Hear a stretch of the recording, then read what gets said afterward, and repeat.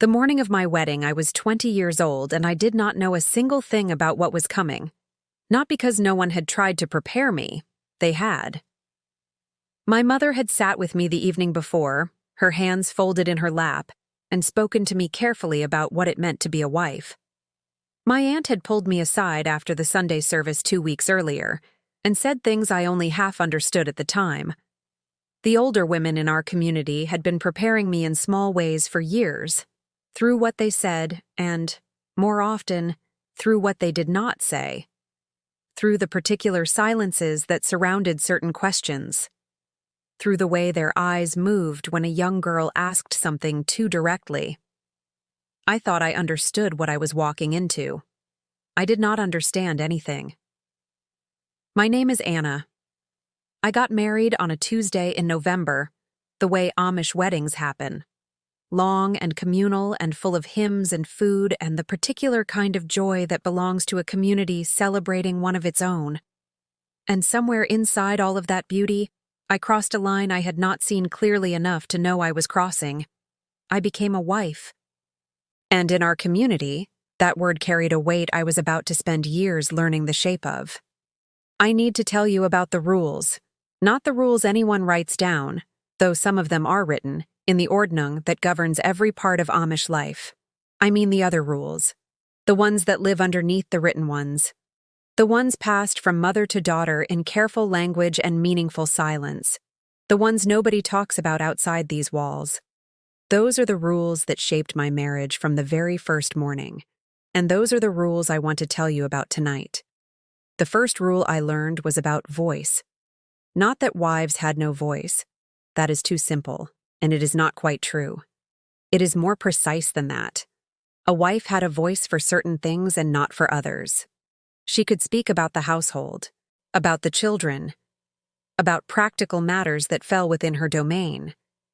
But on matters of direction, where the family would go, what decisions would be made, how disputes would be resolved, the husband's word was final.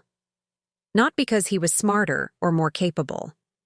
Because the ordnung said that the man was the head of the household, the way Christ is the head of the church, and that a wife who contested that order was not just disagreeing with her husband, she was disagreeing with God. I had grown up hearing this. I had believed it in the abstract way you believe things you have never tested, and then I tested it, by accident, 3 weeks into my marriage. It was a small thing. Jonas, my husband, had decided something about our household that I thought was wrong. Not wrong in a large, dramatic way. Wrong in the quiet, practical way of someone who has not thought a decision all the way through. I said so. Not harshly, not with anger, just clearly the way I would have spoken to my father or my brother or anyone I respected and disagreed with. And Jonas looked at me with an expression I had not seen on his face before. Not anger exactly, but a closing. Like a door being gently and firmly shut. He said very quietly that he had made his decision. And the conversation was over. I stood in the kitchen afterward and tried to understand what had just happened. I had not been shouted at. Nothing terrible had occurred. And yet something had shifted in the air between us in a way I could feel but not yet name. I had spoken as an equal and been answered as something less than one. And the worst part, the part that stayed with me, was that no one around me would have seen anything wrong with what had just happened. It was the rule. It was simply how things were. The second rule was about the body. I will speak about this carefully because I want to be honest without being unkind to anyone. In our community, a wife's body was understood to belong, in a very real and practical sense, to the life she was building with her husband. To the children she would bear, to the household she would sustain. The idea that a woman's body was her own private territory, to be entered only on her own terms, according to her own feelings on any given day, was not a concept that existed in the world I had grown up in. It was not discussed. It did not need to be discussed. The ordnung and the scripture and the example of every marriage I had ever observed told me what was expected. And in the early years of my marriage, I gave what was expected without asking myself too carefully how I felt about the giving. I am not saying this to condemn Jonas. He was not a cruel man. He was a man who had been raised inside the same rules I had been raised inside, who had absorbed the same understanding of what marriage meant, who genuinely believed that what he was doing was right and ordained and good. The rules had shaped him too. That is the thing about rules that go unspoken and unquestioned for long enough. They stop feeling like rules.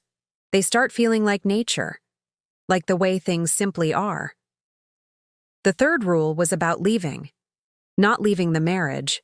That was almost unthinkable, and I will come to that. I mean the smaller leavings, the daily ones. Going to visit family, attending a gathering, spending an afternoon somewhere other than the household.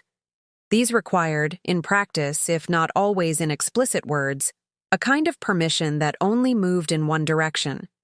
Jonas could come and go with the freedom that belonged to a man in our community, to his work, his responsibilities, his friendships, his role in the church district. My movements were understood to fit within the shape his life made, not always announced as permission, but felt as permission nonetheless.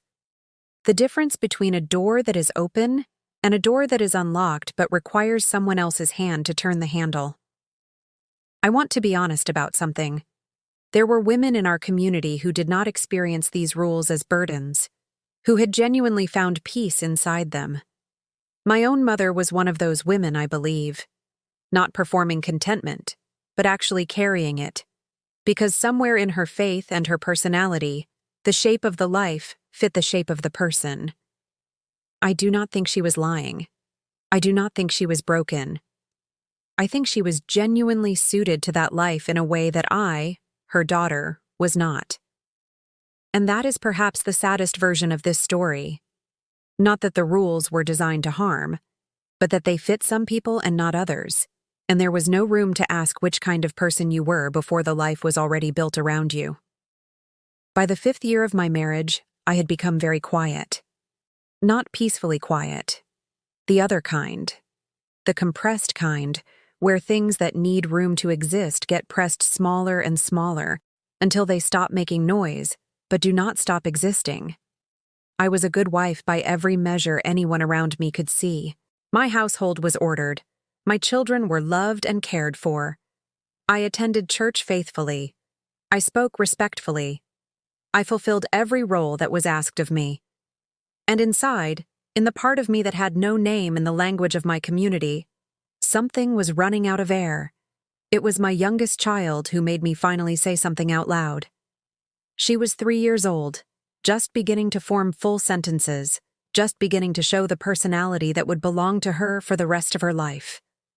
She was bold and direct and unafraid in the way that very small children are before the world begins to teach them the cost of those things. And I watched her one morning.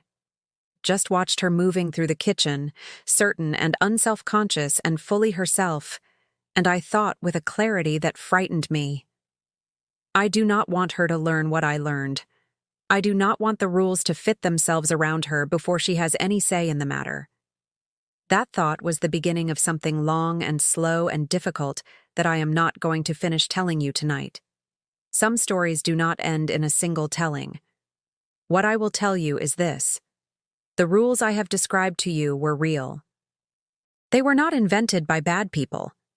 They were built by a community that genuinely believed it was building something holy. And for some people, inside that structure, real holiness is possible. Real peace. Real flourishing. But for others, for the women who do not fit the shape, who feel the walls before they can name them, who become very quiet in the compressed way and not the peaceful way, those rules are something else entirely. They are the thing nobody talks about. The weight underneath the wedding hymns. The silence inside the silence. I am talking about it now. Because I think someone listening tonight needs to know they are not alone in feeling it. That the thing they feel but cannot name has a name. That the rules they absorbed without choosing them can be examined. That examination is not betrayal. You are allowed to ask what fits you.